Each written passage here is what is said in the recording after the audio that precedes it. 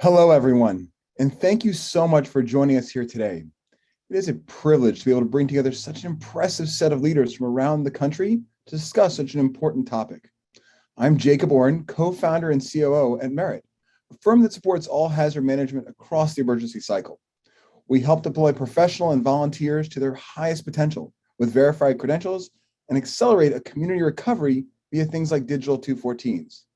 Put another way, our platform relies on verified identity for digital time tracking, badging, credentialing, and secure site access for all of your personnel. Our conversation today aims to help us think through state disaster readiness in the United States. With so many regions across the country grappling with increasing tempo of extreme weather events, it's more important than ever that actors across the preparedness ecosystem extend and amend planning horizons to accommodate our challenging circumstances. From wildfires in California to hurricanes on the Gulf Coast, planners are facing steeper challenges than ever, with less downtime in between to plan and recuperate. As blue skies periods become shorter and shorter, how do we maximize our response capacity, even with gray skies overhead? How has coronavirus changed what we should expect from government response efforts going forward? We have a fantastic panel of experts joining us today to discuss these questions and more. I will hand things over to our wonderful moderator, Jared Moskowitz. Jared is the former director of Florida Department of Emergency Management, where he led the state's response to the coronavirus pandemic. From hurricanes to oil spills, Jared has worked across the disaster response ecosystem, and I'm thrilled to have him leading our discussion today. Jared, thank you for joining us today. Jacob, it's a pleasure to be joining you. Thank you for the introduction. We have an amazing set of panelists joining us today to offer their perspectives, and I can't wait for you to hear from them. Let me introduce our two panelists today. Karen Baker is the architect and co-chair of Listos California Emergency Preparedness Campaign and currently serves as a senior advisor of the Governor's Office of Emergency Services. She's a nationally recognized leader, strategist, and community problem solver who has held cabinet posts under 3 California governors, Schwarzenegger, Brown, and Newsom, and helping to address the state's most pressing issues by leveraging service, partnerships, and innovative program designs. The Listos Emergency Preparedness Campaign she designed is aimed at educating vulnerable and diverse Californians with a people-centered approach, which has already reached 2.4 million Californians. She has held several leadership positions at leading nonprofits in the homelessness and poverty arenas and has served on the team that created AmeriCorps during the Clinton administration. Karen, thank you for being with us. Stan Ledbetter has more than 20 years of experience in disaster and emergency response, construction management, development, health, and infrastructure services. Mr. Ledbetter has a rich history of leading critical assignments throughout the United States and the Caribbean Basin. As division president for SLS Response, Mr. Ledbetter and his team has responded to the call for assistance from hurricane-impacted communities, pandemic-impacted states, and expansive humanitarian relief missions, both domestically and overseas. Before we dive into our conversation with our panelists, I would like everyone, however, to hear from another prominent voice in the emergency preparedness community, Rich Serino. Rich is a distinguished senior fellow at the Harvard Chan School of Public Health and the former deputy administrator of FEMA. While Rich was unfortunately not able to join us today because of family matters, we were able to get his thoughts on a few topics via video that we'll be discussing today. I'll let you hear from him first directly.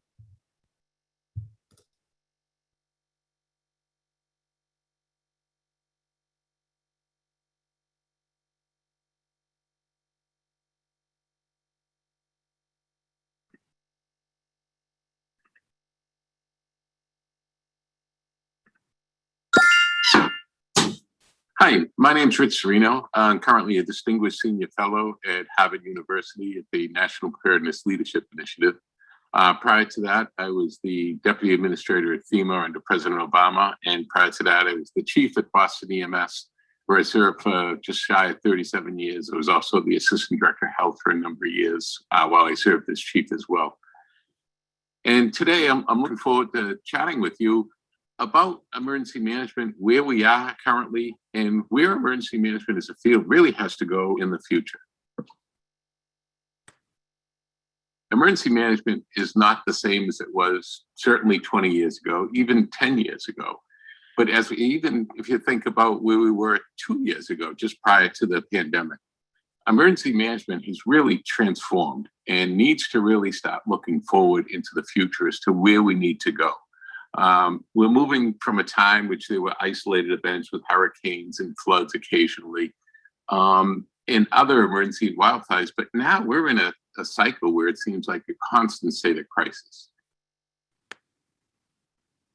Talking about whole of community, how to bring together the federal, state, local, tribal governments, the state, the territories, but then how do we also bring together the nonprofits, the faith-based community, public health, and then how do we now work with the public? So it's really starting to change the whole community, that we can't work in our silos, or as we call it at Harvard, cylinders of excellence. And to look at who our other partners are, we have to start to weave them together. As we start to look at who our partners that we can bring together that aren't in that typical whole of community, but how do we start to bring together others? If we start to look at epidemiological data from public health, we know where the problem's going to be.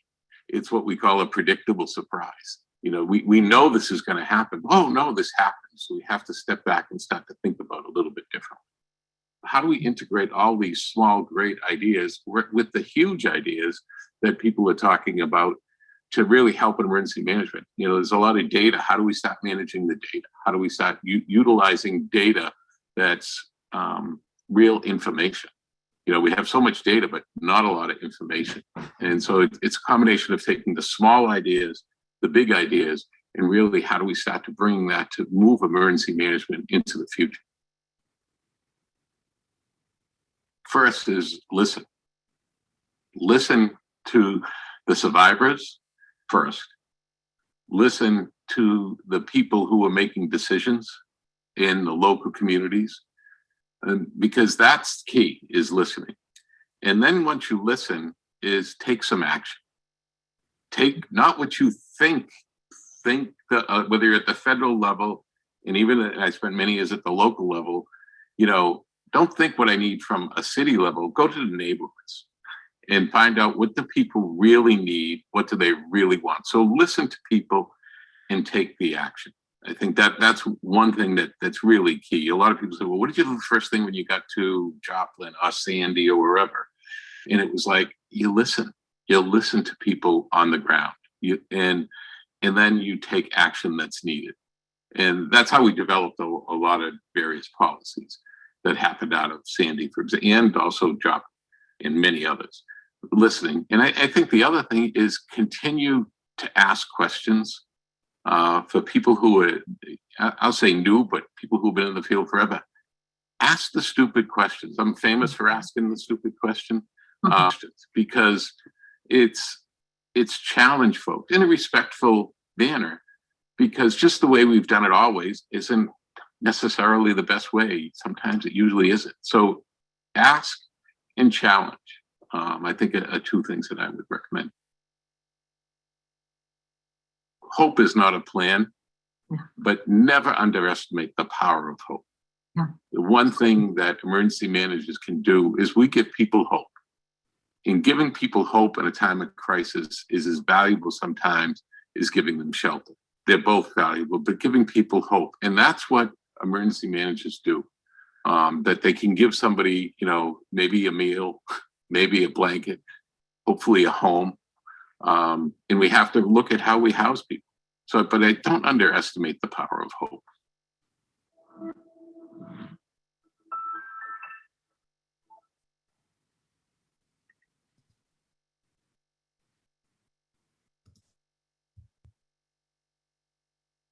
That was great to hear from Rich, and we'll use some of the themes that Rich discussed to set the stage for our own conversation.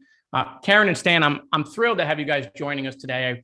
I would like to note for the audience, in addition to the questions that we have planned for our discussion, you can have the opportunity to ask panelists questions yourself, which you can submit through the Zoom Q&A feature. So let's begin with the first question. I mean, listen, it's no secret that the frequency and intensity of natural disasters in the United States has increased over the past few decades. Stan, I want to go to you because you're in the response business. I mean, describe to me some of the challenges that the frequency and intensity of these events has created in your professional experience. Yeah, sure. I think, appreciate the question. I think one of the biggest issues we have is simply the issue of resources. It's been this industry that we are in is growing and changing. We're having new entrants come along, which has really been helpful with this frequency increase.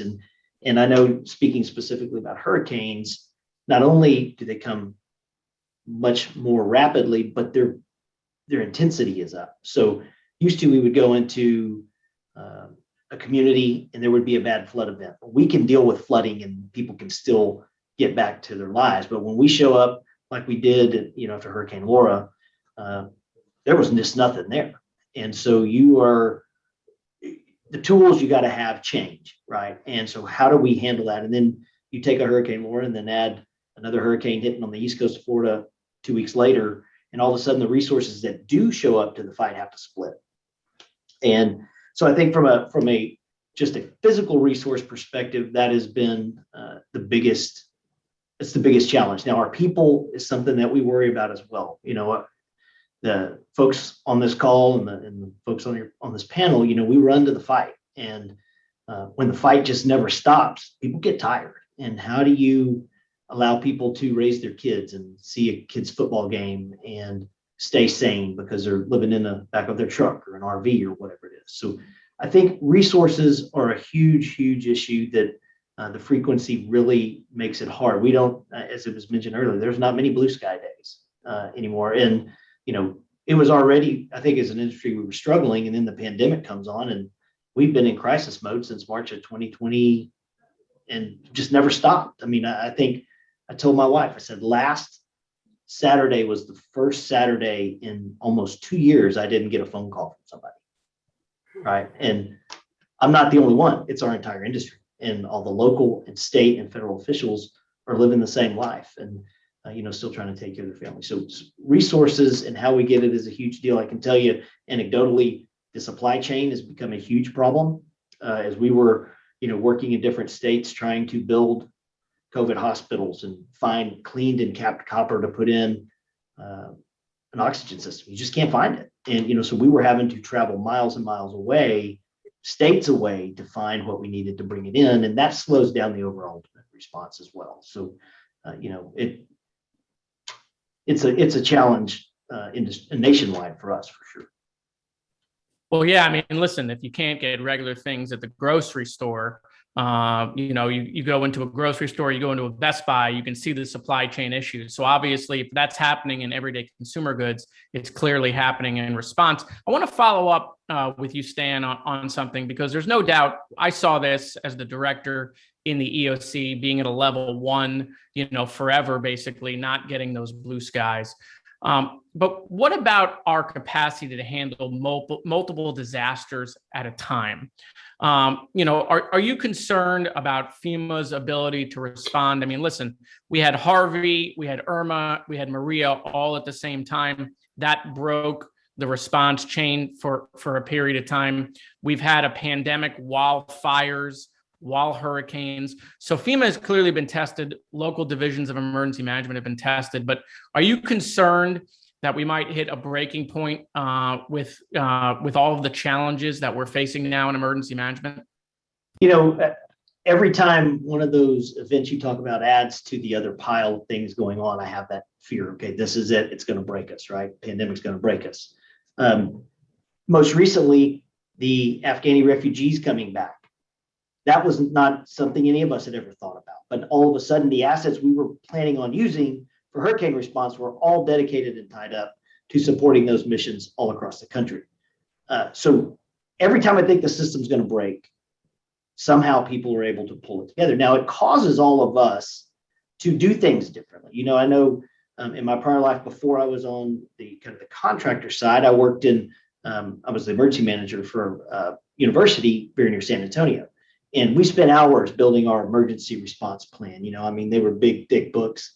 And I'm telling you, we thought about everything. And it never failed that by the time you got to page 2, something had already happened and you just had to throw the book away and try to figure it out. So, and all of you know that that's how it goes as well. So being nimble, relying on our industry partners, all of the contractors out there, we refer to each other as cooperation. We compete, but we also have to cooperate because the problems we are having as a nation are bigger than any one of us can ever handle.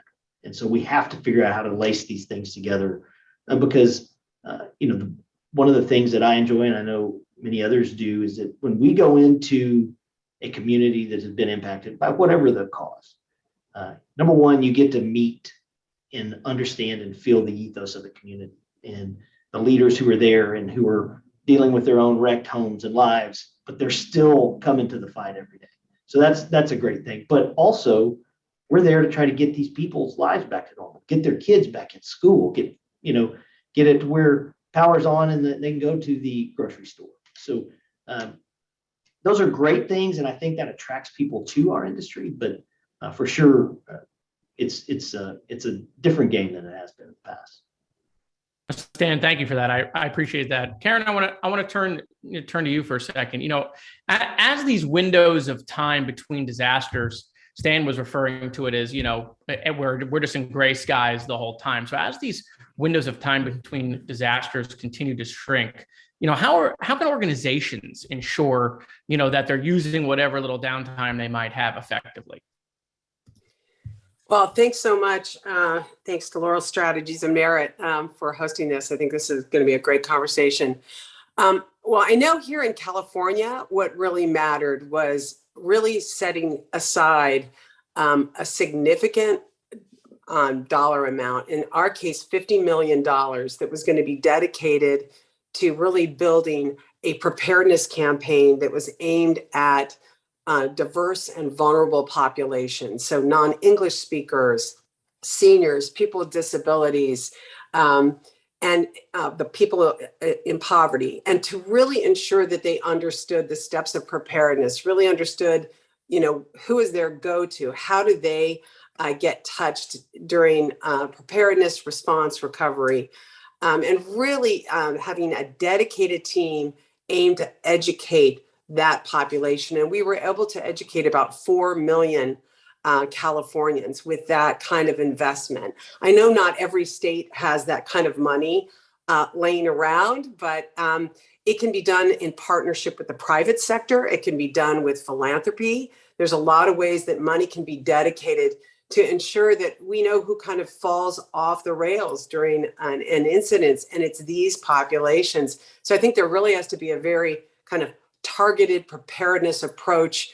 And almost in our case, it was a little side consulting team that worked within Cal OES and with the governor's office to make this happen, and in partnership with over 300 nonprofits and faith-based organizations in the state and the private sector. If you don't have that kind of well integrated, everyone's on that team, and there's an investment of money because we're going to not only say we care, but to the wonderful words that started this session, you're going to act, then you need to have the dollars to act, in my view. Yeah, no, there's no question that having the resources available to respond are important. I want to follow up with, now that we've all gone through a pandemic, there's no doubt in my mind, at least, that there'll be a permanent mark on disaster response infrastructure in the United States, whether that's the federal government having more resources, states investing, local governments as well. I mean, how do you think so far, whether it's now or let's say in the future, you think approaching disaster preparedness is going to differ today versus pre-pandemic? Meaning, have we learned anything from what we've gone through, and as a result, we're going to change how we prepare in emergency management? I hope so. I mean, I know what we've learned out in California is you can't just kind of create a lovely, sparkly campaign, throw it out into the marketplace and hope that everyone gets prepared or knows how to respond. It really is understanding very tailored kind of sub campaigns and markets that exist out there, and your ability to reach them in language and in a way that really speaks to them matters, just like we do with all products that we try to take into the marketplace. So it's no different in the land of disaster. You really just have to be able to do that. So for example, when we were trying to reach farm workers, we thought initially, oh, don't they speak English or Spanish? And of course, learned through our own listening that we had a lot of farm workers that were from villages in Oaxaca, in parts of Mexico that had only oral language traditions. So when we prepared materials, we had to create audio files to educate people and have text curriculums created, in language. And I would have never thought of doing something like that, in the prior days. So when you're talking about the future, it's going to be really making sure you know your community, you know your risks, and you're doing very tailored niche marketing to make sure those individuals are prepared and can respond effectively. Yeah, as one more follow-up to that, I mean, do you think there's mitigation? Do you think there's mitigation strategies that response organizations should be considering that we might have considered, let's say, like normally outside of our scope or outside of the box? I mean, do you think there's new mitigation strategies we should be deploying, considering? Yes. I think a couple things that we have just recently done that I thought were extremely helpful. First of all, we did a partnership with universities and put together maps. And this was one of our efforts that overlaid different disaster risks with different social vulnerabilities and created heat maps. So in a given county, like Alameda County, we would know where was the concentration of earthquake risk overlapped with seniors, that might even have additional transportation challenges, right? So we can better, again, do that very tailored, identifying of need, and be able to mitigate for that. Another thing that's, I think, really important is getting our nonprofits and other partners really ready to be partners. One of the things that we had hoped to do, which we haven't done, but I encourage your private partners out there to think about this, is I think our nonprofits as partners need to be ready with a plan for how will they manage their technology, their finances, their facilities, their volunteers, their client base, their board, their funders in times of disaster. How does everything operate differently should a disaster happen? How will they operate completely differently? And could we potentially have a partnership of private companies that would come together to ensure that the wisest strategies are being considered for the nonprofit community as they pivot in an incident? How do they handle their technology differently, their facility, et cetera? So I think things like that have to be considered, and real active partnerships with the private sector. Yeah, no, thanks, Karen. That's great. Stan, I want to turn to you. How have changes at the federal level, particularly in regards to FEMA reimbursement, how do you think that's changed how state, local, and non-government actors are responding to disasters? And how do you think maybe, those changes maybe pre-pandemic with FEMA were going? And do you think now the pandemic might make FEMA to reconsider some of those things? I mean, take all of that into consideration, how FEMA's been moving with reimbursement, and how that will affect response to disasters, and whether or not you think the pandemic's going to have any effect on FEMA's posture. Sure. It's a great question, and is the lifeblood, honestly, of our entire industry. How FEMA goes or pays is where the response and the recovery happens. And one thing is on our side that has been a little bit frustrating, and I think the pandemic has helped to soften this a little bit. But as you go into an affected area, there's turf wars that exist. The state's in a turf war with the county's in a turf war with the city. And then they're all arm wrestling over whose money is it, whose building is it, where are we doing it, how are we going to do it? What I saw in the pandemic was it was such a massive issue that a lot of that went away, whether we were working in New York or Texas, Missouri, Massachusetts, California, anywhere, people seem to say, okay, we've got this, I've got this. How do we fix this issue that we have before us today? So I hope that continues. Now, I'm convinced the only reason that happened because FEMA loaded checkbooks with folks up front and allowed for them not to worry about, oh, I'm not going to get paid for the use of my building and those kind of things. So again, the money drives the process. Now, I'm encouraged with FEMA's new leader, Deanne Criswell, coming out of New York City, where she sat in the chair very similar to yours. So she's been on the side where the states were having to hope that FEMA was going to reimburse them and then dealing with that. So I hope that we're able to craft some of those things together. But FEMA has been, in my opinion, here in the recent past, willing to get together and have meetings and let's talk about, from a contractor side, what barriers do you see? Now, one of the things that happens all the time is we may show up in Tallahassee and do a FEMA housing mission, but then the next county over, we're doing a state mission, and how the things work aren't the same. You can't use the same T-pole. You can't strap the building the same. All of those kind of things. So I think as an industry to respond faster, which is really what I think the struggle is from the citizens, like, why is it taking us so long when we've done this so many different times? So some of that standardization obviously goes back to funding, but as we talk about what's the game plan? Every time a storm hits, we all are going to show up at the same place and we're going to do the same thing again. We just don't know the address yet. So, I'm hopeful that FEMA understands. I worry the money that FEMA has put out during the pandemic, I keep going, when are they going to go broke? When does that run out? And they can't respond to the next thing we don't know about yet, whether it's an immigration influx or fires in California or the earthquake in California, Karen. That's in our business, that's the one everybody talks about. None of us have had to do that one yet. The big one hadn't hit, and pray to God it doesn't. But when that happens, how are we going to respond to that? And how are we going to pay for it? Because that makes the whole world go round.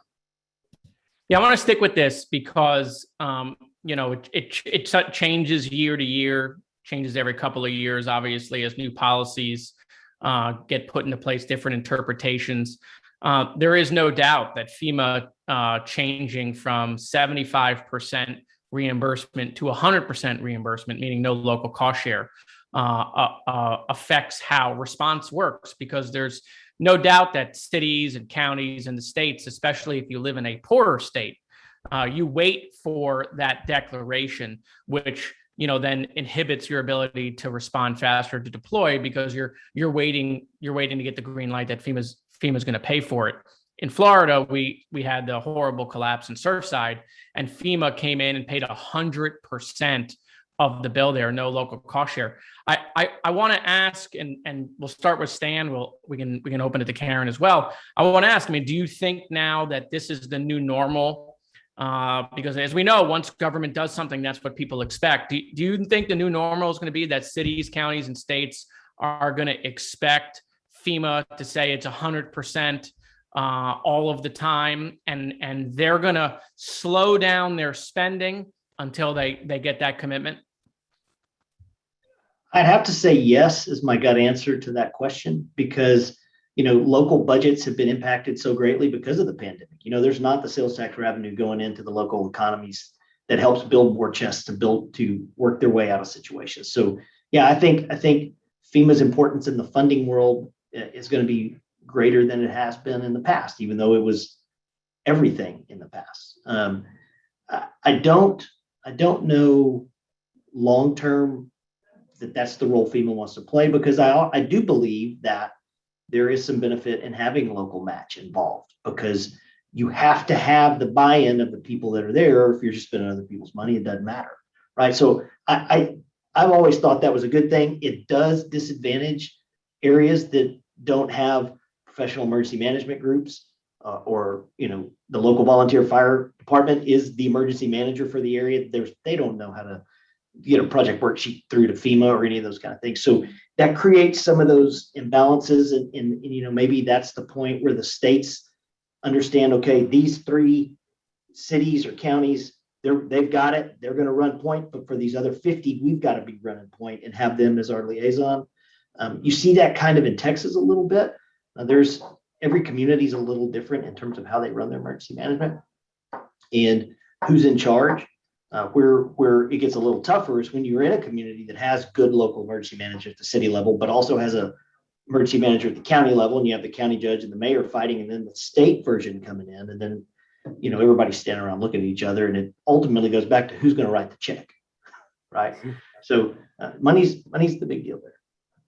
Aaron, what do you think on that? I mean, I think there's no question, obviously, why local cost share, if philosophically, is important, because you want people to be good stewards of taxpayer money. And so if they're spending their own money, the thought process is they won't go out and waste it. It'll keep fraud, waste, and abuse down. And I think that's definitely true. But do you think the pandemic, even with all the CARES Act money and all of the dollars that have come out to try to help everybody's budgets, California, obviously one of those states that benefited dramatically from that. But do you think now people are going to build their mindset around 100% FEMA reimbursement? I hope not, because first of all, I know there are those communities that absolutely need that. They need the 100%. So I think there has to be some way of building, a frame that can, help us discern what communities, counties, cities fall into a certain criteria that deserve and need that 100%. So I know that there are those that are in that situation.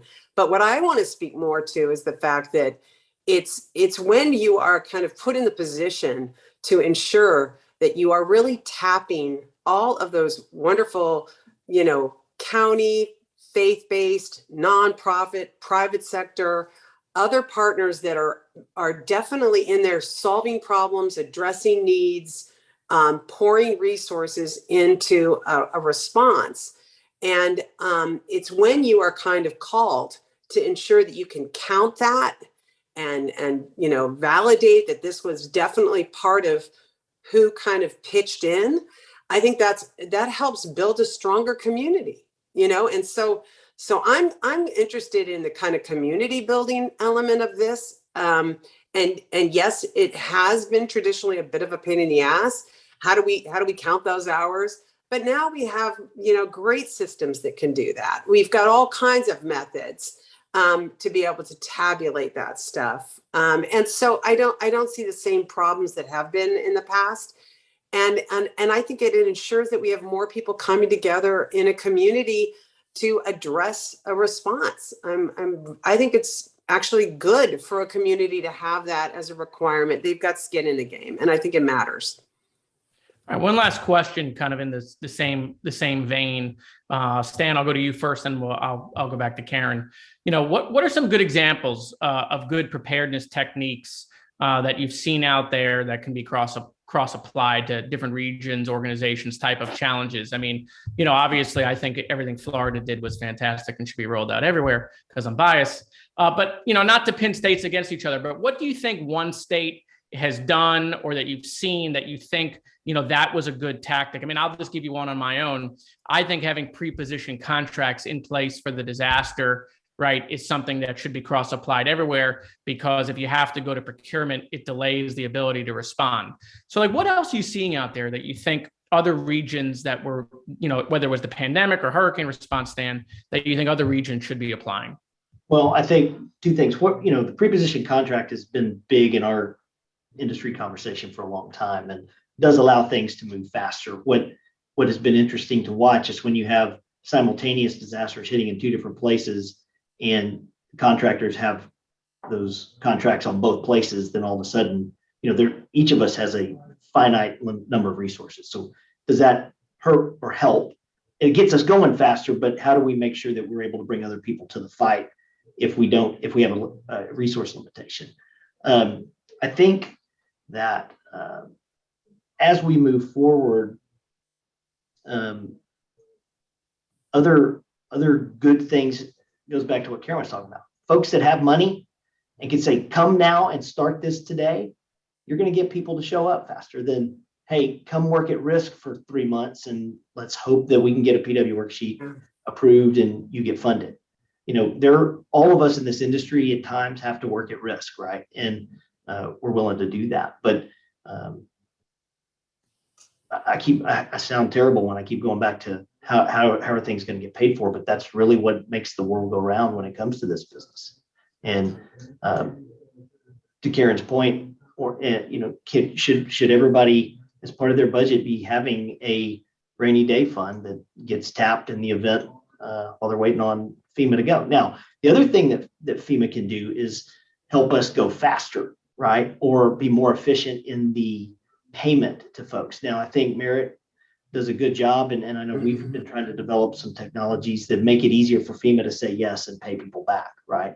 So photos and all of that kind of stuff. I remember early on, my first disaster response, I think there was a flood on the Guadalupe River, and they said Texas Task Force 1 is coming and you're going to house them there at your campus, which we set them up. And then I was going home. They said, you can't leave. We don't know the roads here. We're putting lights on your truck and you got to lead us to the calls. So we didn't know where to go. That was before, obviously, phones are around. Now, phones fixed that, right?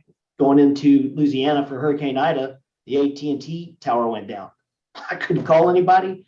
We couldn't get anywhere. And so, you become reliant on those technologies. And when it doesn't work, man, that creates a problem. There's no corner gas station attendant that you can stop and ask directions to how to get to where you're going, like used to be the case, right, when we were kids.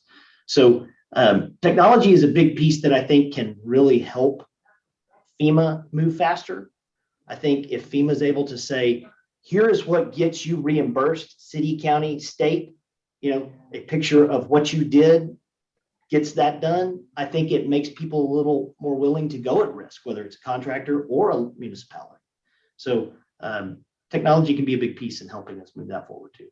Yeah, there's no doubt that we still work in a mostly analog industry, and as new technologies come in, it's the ability to disrupt the emergency management business and allow governments to respond faster, so that we can serve these communities in a much better way. What about it, Karen? I mean, what are you seeing out there that you either, whether it was in California or somewhere else, that you thought was a good preparedness technique that you think we should be cross-applying to different regions? Obviously the West suffers from fires where, the South doesn't have that same impact. But, what are you seeing that you think that, people should be following, that one thing or that model that worked really well, and others should follow that example? Well, I know one product that we produced, and is called a disaster directory for every county. And it's written in partnership with the emergency manager. And it outlines, not only, it shows the maps of the risks of a given county overlapped with the vulnerable population. So you know exactly where your risks are in a given county. It then talks about resources that address everything from, how will our alert system work in our county? How will we get people that have high medical needs, out in case of an incident? There's all kinds of, if you will, chapters in this directory. It's tailored for each of the 58 counties in California. If you want to see a model of this that you can completely copy and decide if it works for you, you can go to listoscalifornia.org. And listos means ready in Spanish. So it's basically our preparedness. And we chose a word in Spanish to just kind of demonstrate that this is a tool that is actually available in over 20 languages. So that's another thing that was really important. Really making it accessible is really does matter, whether it's in sign language, whether it's in other written and spoken languages. So please go to listoscalifornia.org and look up the disaster directories and see if those work for you too. And we got those then distributed we did partnerships with the Grocers Association. You can produce those for a county, get them out to a Grocers Association that gets them in every Safeway and Raley's or whatever your chain is in your community, have the private sector pay for the printing. And all you have to do is ensure that the information is current. And then it's really accessible in people's hands, like what they do in times of disaster. Because all of a sudden you could lose all your power, you could lose, your web connections. So, I mean, that's what we found. People really wanted to touch and feel some of the resources. No, Karen, thank you for that. Before moving on to the next question, I want to remind all of the attendees watching and listening that you can submit your questions to the panelists through the Zoom Q&A feature. We've already received some of those, and so we'll get to those later, but please keep them coming. Karen, the next question is back to you. I mean, what sort of training practices and infrastructure are volunteer organizations adopting to ensure that time and resources in that downtime are being put to effective use? Well, I mean, I think COOP training has always been important. Ready, continuity of operation planning is really key. I think that the challenge is who is really ensuring that that's done, in our communities. And one of the things that we did, which was back to the wonderful opening video that talked about listening, is we had sessions with the emergency manager and a group of nonprofits that represented across diverse and vulnerable populations. They all got together. And when they got together, they began by having the emergency manager explain their role.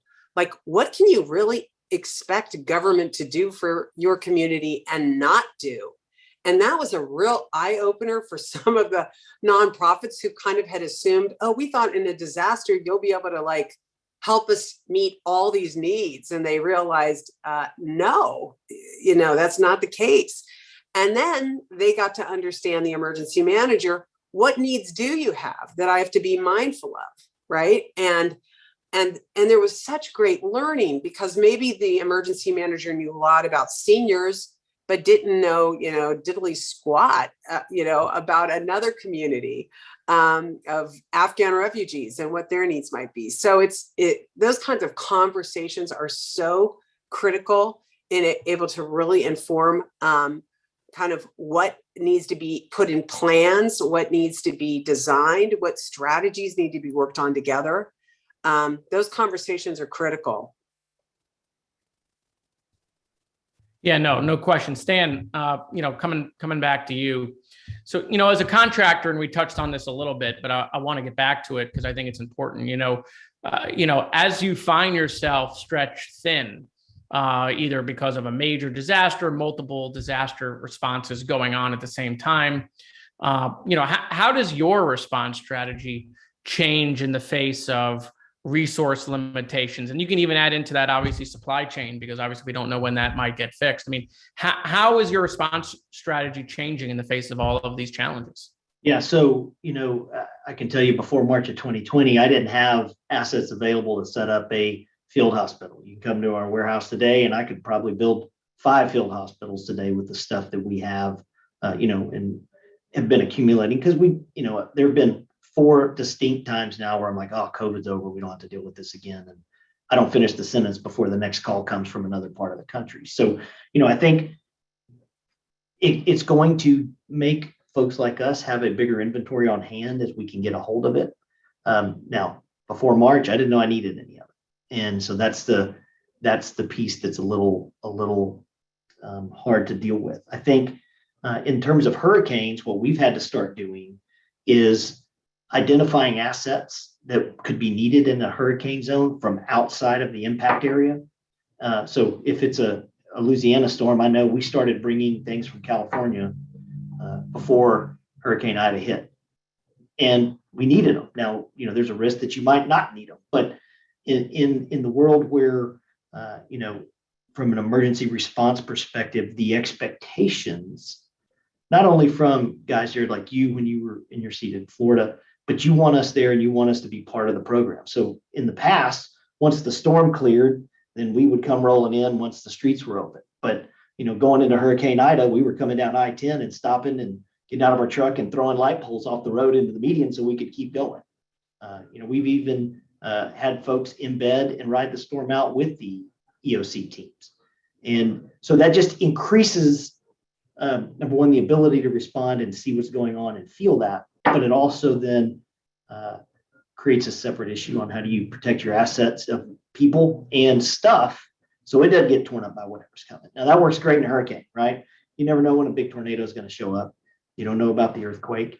It's all of those kind of things. So the point is, you just have to be nimble and rely on your ability to have partners from around the country that can come and support and help.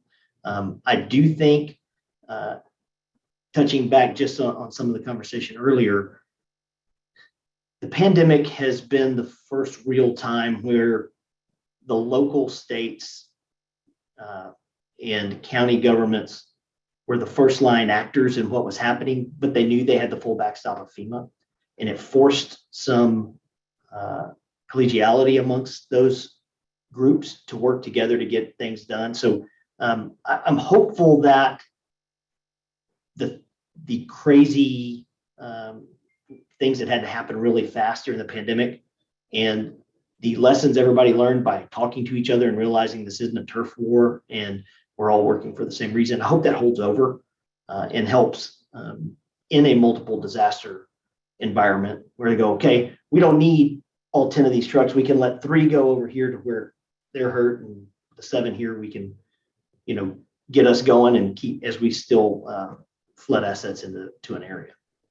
Yeah, it's easy to do that, Stan, when there's enough work to go around. And right. So, you're not, people aren't fighting, then everyone can work collegiately.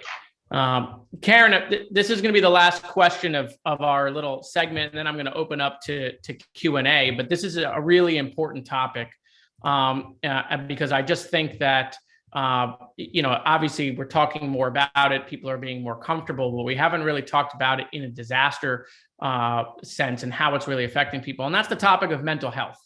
With increasing relevance of these disasters, people constantly feeling that they live under a state of emergency, how does this increasing tempo of disasters affect, mental health and affected populations with everything that's coming at them, the political nature of all of the stuff that's going on, it's affecting everyone's lives.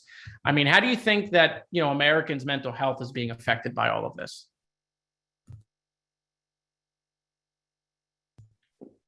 Karen, you're still on mute. Thank you. There's better mental health experts than I am, but I'll tell you, as both a mom, as someone who's been working in this field for a lot of years, I've never seen such dire impact of what COVID has done to our communities, this pandemic. It is what everyone knows. They're all experiencing it, whether it's kids that feel awkward, even going to, Halloween parties, or whether it's, neighbors that are a little bit more cautious with each other, or you go into stores and people are not sure how distant they need to be. I mean, that's just in the kind of social anxiety realm, as opposed to even more severe, with suicide rates and with all the dire mental health issues. I know one of the pieces that I was really glad we were able to produce prior to wrapping up the campaign of Listos, which has now moved into a more permanent program at Cal OES, is we produce a 25-page booklet on mental health resources. It's called First Aid for the Mind. And this resource guide, which is free online at the listoscalifornia.org website, you can go there and look through this guide, and it not only gives specific tips and wonderful resources of where you go to get assistance, but it also has specific populations and things that you need to be aware of, whether it's someone who's pregnant, whether you're a senior, whether you're a teenager, and really, I think, gives very tailored tips and resources that will really help. And we've got to get resources and guides like this out into the community and in language. Yeah, no, Karen, thank you for that. I mean, look, I think, mental health is becoming a huge challenge. I think it's something that FEMA needs to consider, because now that's not a reimbursable expense at the moment. Government does not respond to how people are affected by the disaster that just went through. We're busy cleaning up stuff and responding, but how does it take a toll on people? And then consequently, communications. How do we communicate with people during disasters? That's becoming more challenging as they have so much going on in their own lives, social media, all the news organizations. How do you grab their attention? As disasters sometimes change, how do you not lose the audience? And as people start to take sides on everything, how do we make sure that disasters, we don't experience that? People don't usually argue whether it's a Category 5 storm or where it hit. Those are things that we can all agree on. But as we went through this pandemic, we can see that that wasn't the case with this disaster. Well, listen, both of you, thank you very much for going through those questions with me. I'm going to turn to some of the questions that have been submitted by the attendees in the Q&A.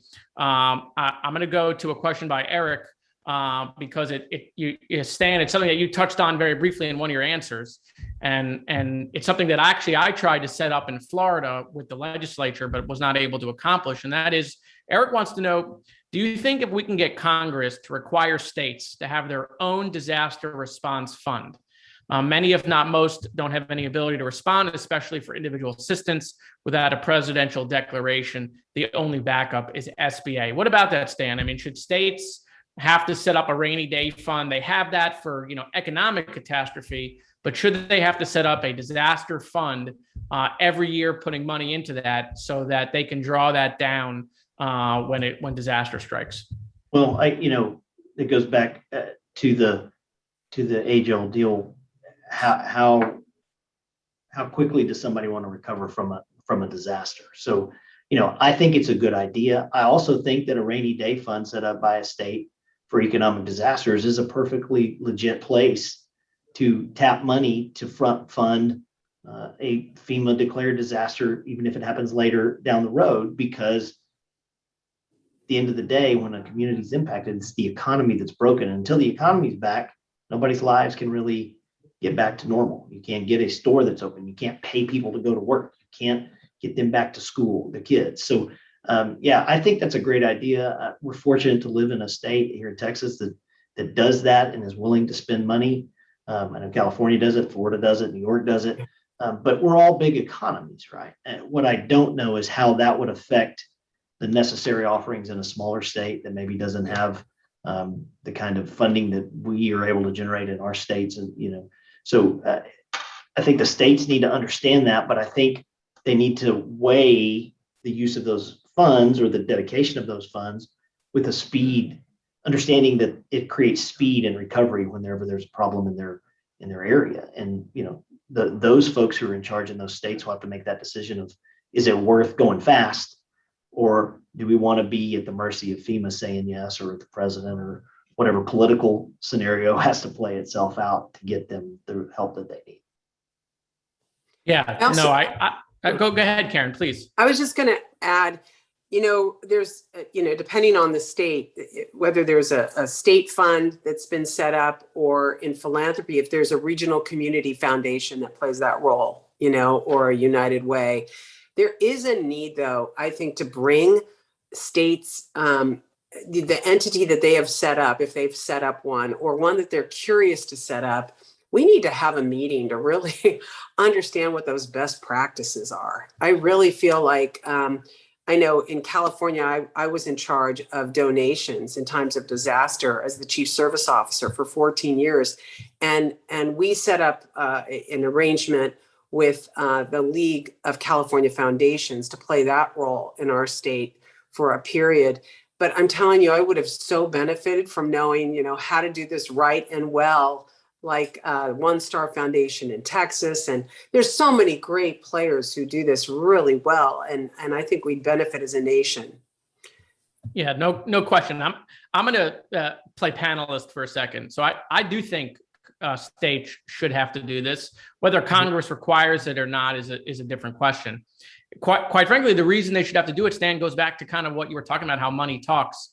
What happens is when there's a disaster and the states have to spend that money up front to wait for reimbursement, the legislators start paying attention to how much money is going out the door, because that money is out of their budget, right? That means they're going to have less money to spend in their budget year. And that's not how we should respond to disasters. if they were pulling from a rainy day fund and not from that speaker's or Senate president's budget that year, there would be less legislative concern about responding. So that's a great question by Eric. And ultimately, I do think rainy day funds, disaster management funds at the state level should be important. All right, the next question comes from Dean. Karen, I'm going to send this your way.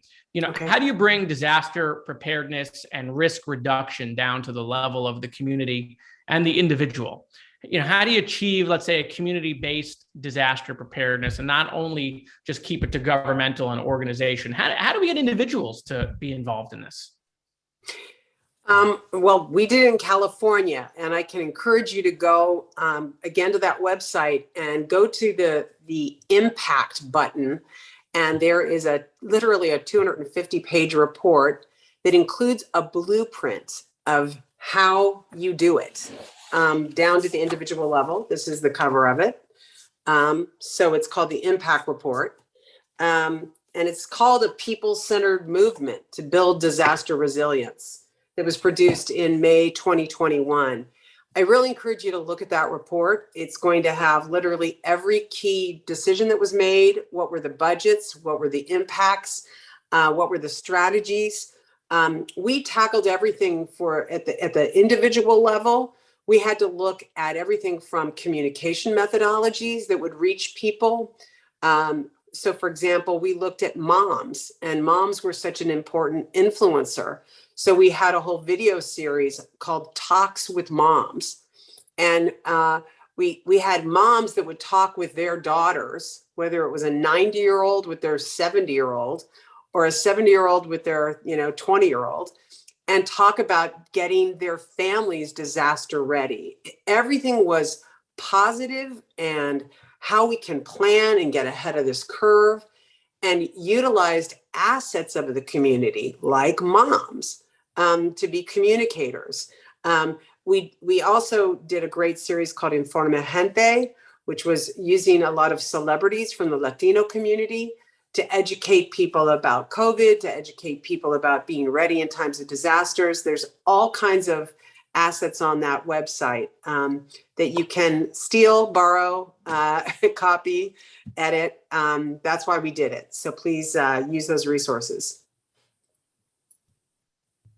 And the next question actually comes back from Eric, who I took a previous question from, but it's a good question, and I'll open this up to either Stan or Karen.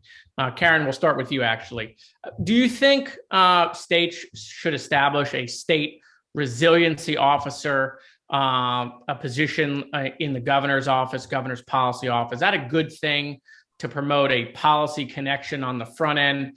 Obviously we talk a lot about mitigation, but we have to start talking more about resiliency, as there's all these federal programs that are focusing on resiliency. But do you think there should be an official position in governor's offices?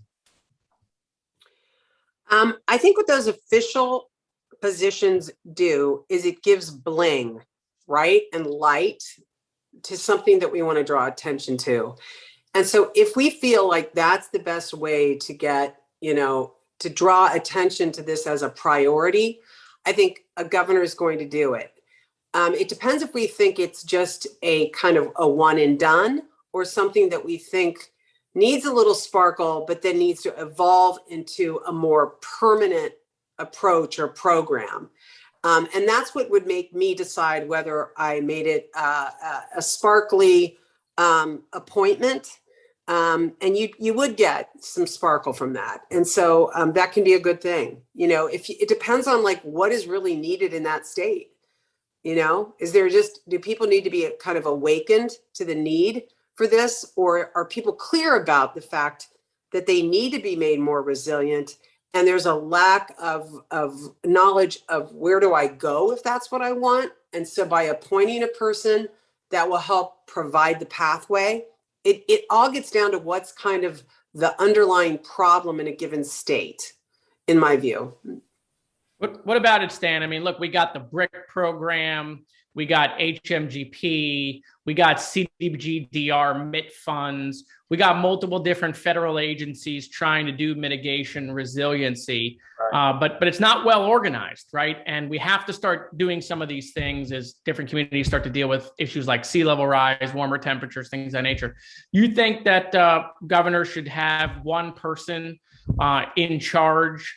In Florida, we have, DEM has some of those programs. DEO had other programs. Sometimes the left hand and the right hand were not well coordinated. The governor did appoint a chief resiliency officer in Florida. What do you think? Is that something other states should do? I think there could be some value to that. I think the one thing that this most recent past in terms of disasters has done is affected more people. Think about pandemic. Everybody was affected by that. In Texas, if you lived along the coast and there was a hurricane, you were the one affected, and people in Dallas didn't have nothing happened with them. So between the big freeze that we had in Texas that shut power down everywhere, everybody now, I think, is top of mind that, hey, things go wrong. We need to be prepared on how we handle that. Now, you played this role in Florida. I think Nim Kidd plays this role a little bit in Texas. They're kind of the disaster leader of the governor says, hey, this is our guy, be in charge of this. In terms of forcing mitigation and conversation,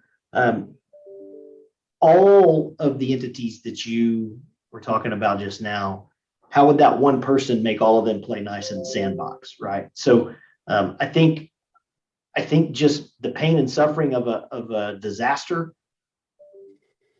can allow the bully pulpit, whether it's the governor or the emergency manager of the state, to say, hey, we need to handle this. I think I probably would prefer pushing that down to each community and saying, you have to have something like this on your books ready to go so that we can support and then talk about a layered approach over, who's in charge. Is it the very local level first? And then when do we step in as a county, as a state, and as FEMA? You see different models and it works different ways depending on where you are. But I don't know that adding a person at each state will force the change that we probably need to have as a country to fix these kind of problems. Well, thank you, Stan, on that answer. And thank you, Stan and Karen, for taking all of the questions from me and from the Q&A. Irene wanted to talk about what happened in Surfside. And I'll briefly just say Surfside was a horrible tragedy, but it was a perfect example how local government and state government come together. That was state funded with FEMA reimbursement, with a locally led operation, everybody pulling together. And it's why that response it should be a model in a terrible, terrible circumstances. Well, we want to stick to our timeline today. I appreciate our panelists, Karen and Stan. I appreciate all of the attendees for here sitting and listening as we discuss disaster management. I want to thank Merit for hosting this event, allowing me to moderate so that we can discuss disaster management, all sorts of different angles. So thank you for everyone joining me today. Thank you.